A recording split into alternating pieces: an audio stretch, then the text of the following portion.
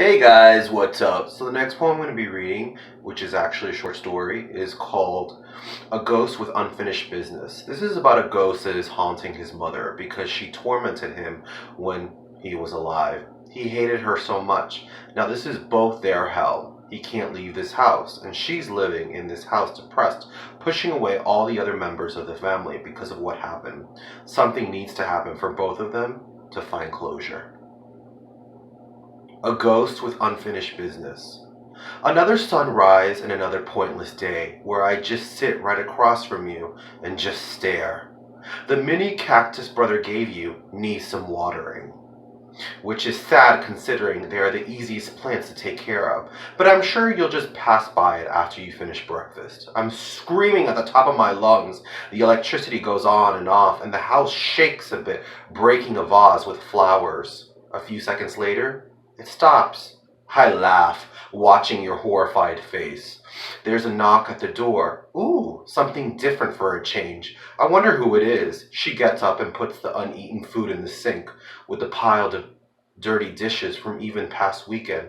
It's odd to kind of see her live this way, considering once upon a time she was like the female version of Mr. Clean. She slams the door and then puts the mail on top of the table and decides to go back to her room to get ready for work. I look at the mail and notice divorce papers. Wow, I never really thought that Dad would actually go through it. Well, good for him.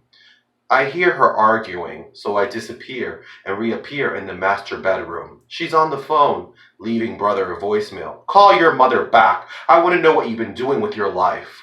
Of course, with that same aggressive tone, like she's controlling everything all over again, even when her whole world is falling apart.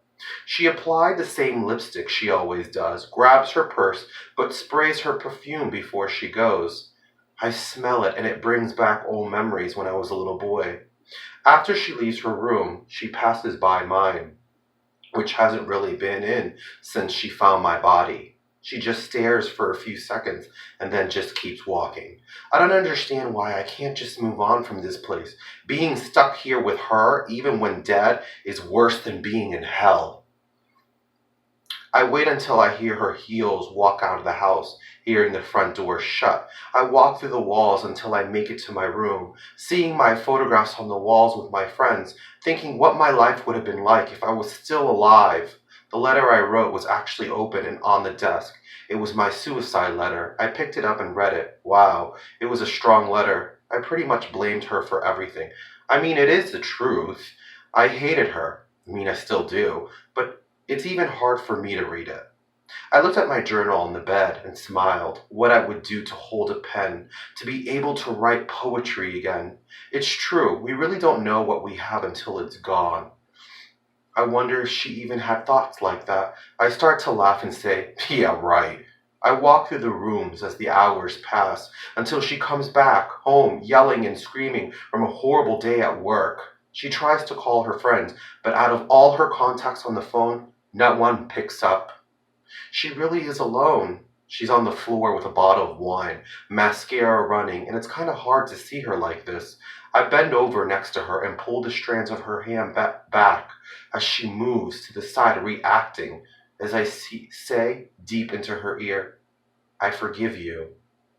Right after that, a bright light shines near the window, the kitchen, as I walk to it and I disappear. Another day, another sunrise, and another beginning.